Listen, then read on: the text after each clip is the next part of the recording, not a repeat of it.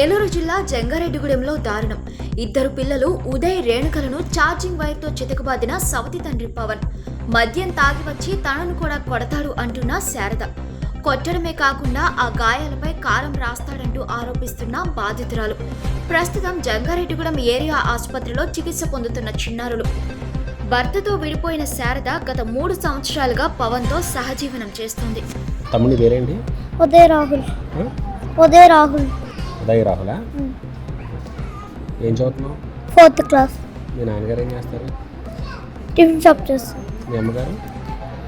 CNR పట్ల hotel ఉంటుంది, దాంట్లో చేస్తాను. మీ నాన్నగారు ఎందుకు కొట్టారు? కుదురుగా లేవని. రోజు కొడతారా? కుదురుగా లేనప్పుడే. ఎప్పుడన్నా కొట్టారా? ఎందుకని ఈరోజు దేంతో కొట్టారు? ఛార్జింగ్ వైర్తో.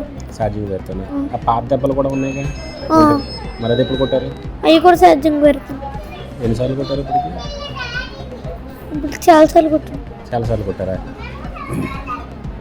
నిన్నే కొడతారా, మీ చెల్లిని కూడా కొడతారా? మా చెల్లిని కూడా కొడతారా?